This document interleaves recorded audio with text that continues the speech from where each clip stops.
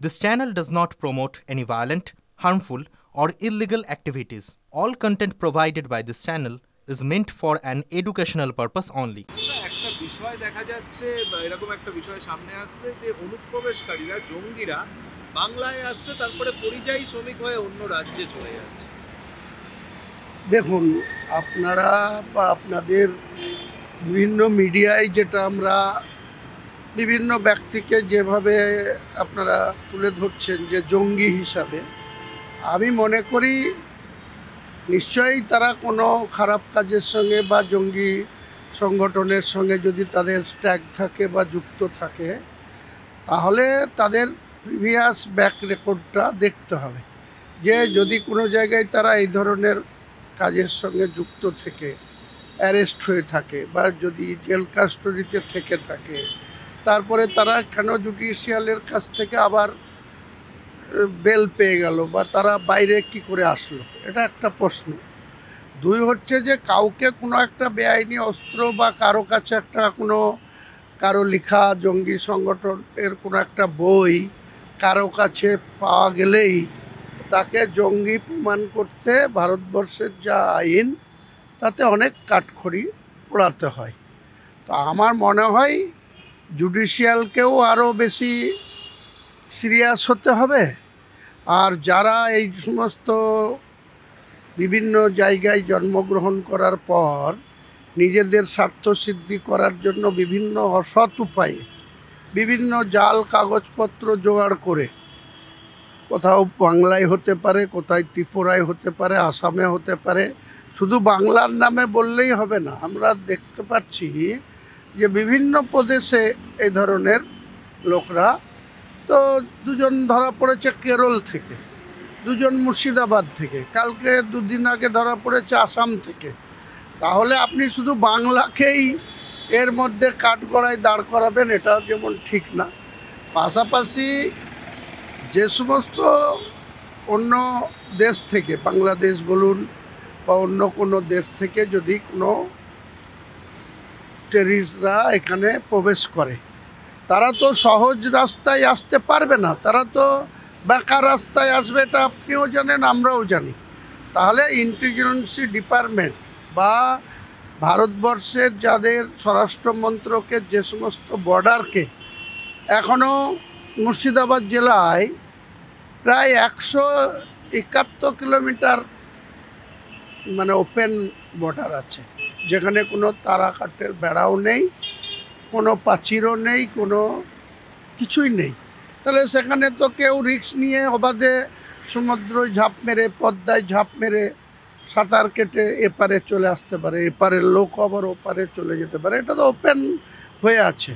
এটার মধ্যে ভারতবর্ষের সরকারকে এবং যে যে রাজ্যের মধ্যে পড়ে, সে ত্রিপুরা হোক, আসাম হোক, আসামে তো ডবল ইঞ্জিনের সরকার আছে, তাহলে সেখানেও তো এ ধরনের শিলচর বলুন, আপার আসাম বলুন বা আসামের বিভিন্ন এলাকায় যখন বর্ডার এলাকা ভালো করে খোঁজ খবর নিন যে সেখানেও অনেক ওপেন বর্ডার আছে। শুধুমাত্র মুর্শিদাবাদ বা শুধুমাত্র জলপাইগুড়ি, শুধুমাত্র বাংলা, শুধুমাত্র এখানে আমাদের বিরোধী দলনেতা বলছেন যে গোটা নাকি জঙ্গিদের, গোটা রাস্তাটাই জঙ্গিদের, এসব উল্টোপাল্টা কথা বলে আরও বিভ্রান্তি হচ্ছে।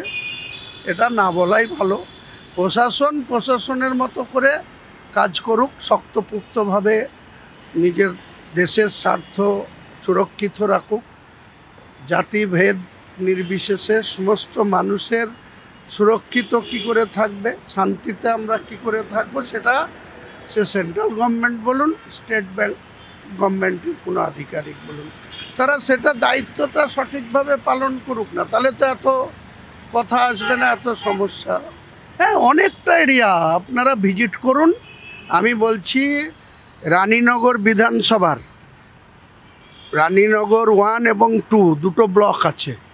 1টা আছে একদম মেন রাস্তা ঘেঁষে, যেটা ডোমকল যাওয়া, জলঙ্গি যাওয়ার রাস্তা ঘেঁষে। 2টা আছে পুরো পদ্মা সাইড ঘেঁষে, সেখানে কাহারপাড়া বর্ডার, সেখানে রাজাপুর চর, বিস্তীর্ণ এলাকা ওপেন আছে। আপনারা যে কেউ গাড়ি নিয়ে মুভমেন্ট করুন, 5 ঘন্টার মধ্যে 5.5 ঘন্টার মধ্যে।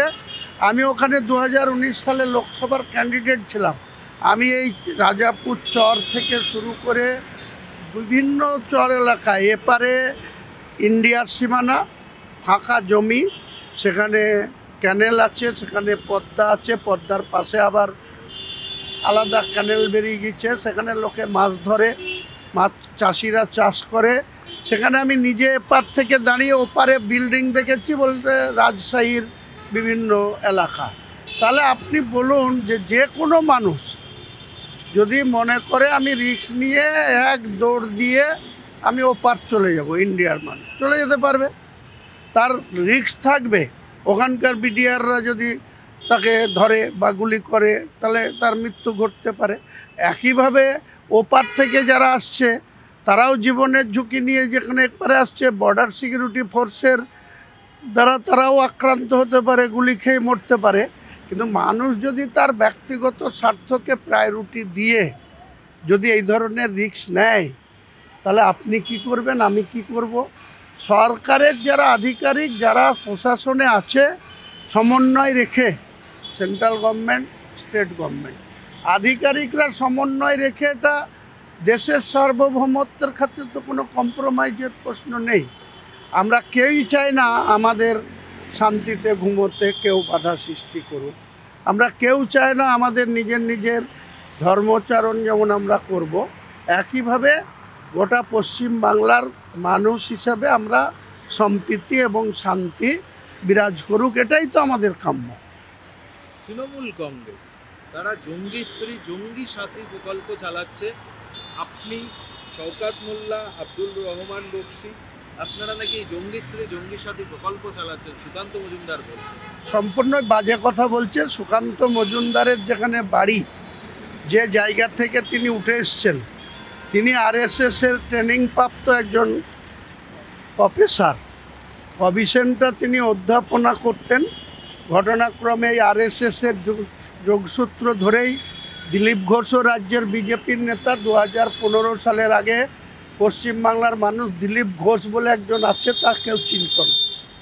তো তাকে আরএসএসের প্রোডাক্ট, সে ওখান থেকে এসে 15 সালে রাজ্য সভাপতি হয়ে, 16 সালের নির্বাচনে খড়গপুরে নির্বাচিত হয়ে, 19 সালে আবার মেদিনীপুর থেকে সাংসদ হয়ে সে অনেক বড় বড় কথা বলে। একইভাবে এই সুকান্ত মজুমদার প্র্যাকটিক্যাল কিছু জানে না। এই আরএসএসের ট্রেনিং করতে হাফ প্যান্ট পরে এইসব করে আজকে একটা জায়গা পেয়ে গেছে, মুখে বড় বড় কথা বলছে। আরে আপনি তো কেন্দ্রীয় সরকারের একজন রাষ্ট্রমন্ত্রী হলেও মন্ত্রিত্বে আছেন। শিক্ষা দপ্তর থেকে হচ্ছে, আপনি অমিত শাহকে গিয়ে এই রাজ্যের সভাপতি, আপনি একসময় সর্বভারতীয় সভাপতি ছিলেন অমিত শাহজি, এখন জেপি নাড্ডাজি।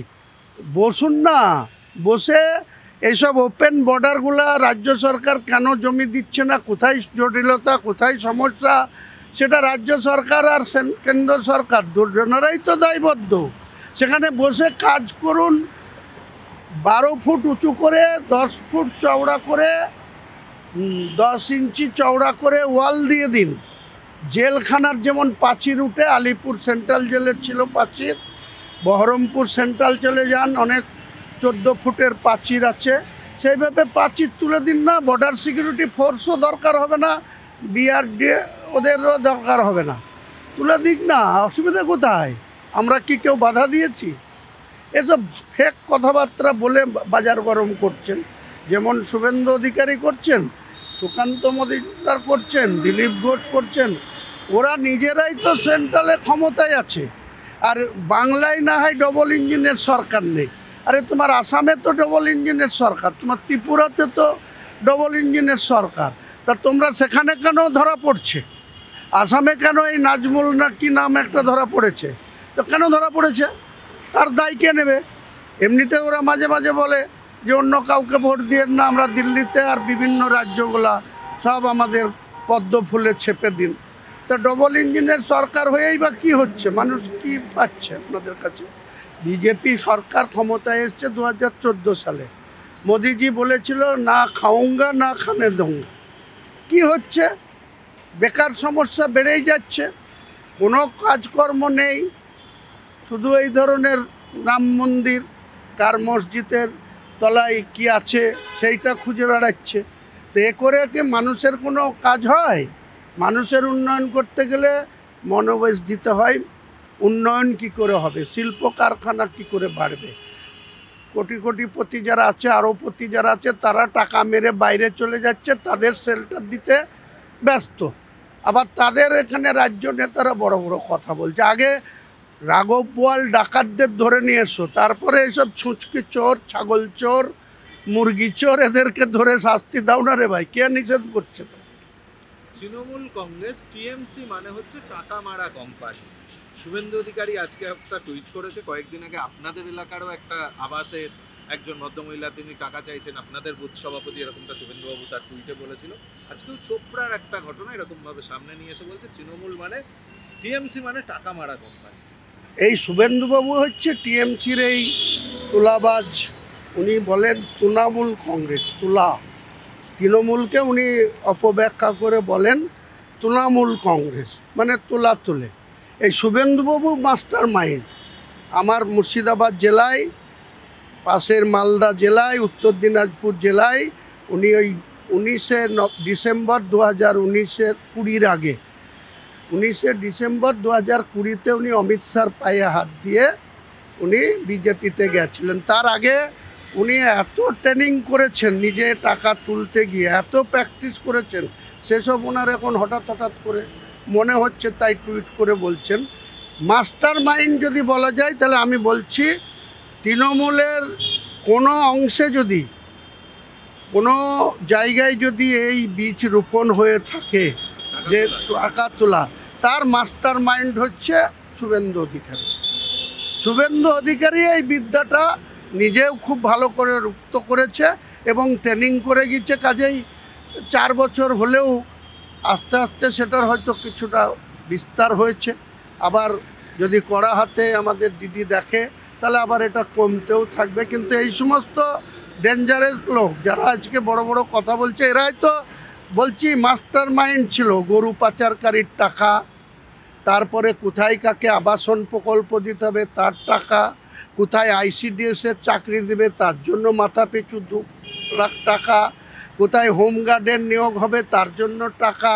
এসব মাস্টার মাইন্ড ছিল এই শুভেন্দু অধিকারী। ওনাকে একদিন বলুন আপনাদের চ্যানেলে 1-to-1 আমাকে প্রশ্ন করবে, উত্তর দেব, আর আমি ওকে প্রশ্ন করব মুর্শিদাবাদে 2016 থেকে 2020 ডিসেম্বরের 18 তারিখ পর্যন্ত কি করেছে আমি ওকে প্রমাণ দেব। কাদের কাছ থেকে তোলা তুলতো, কাদের কাছ থেকে টাকা নিত, কাদের কাছে গিয়ে কি খেত, কোন জায়গাতে গিয়ে গোপন মিটিং করত।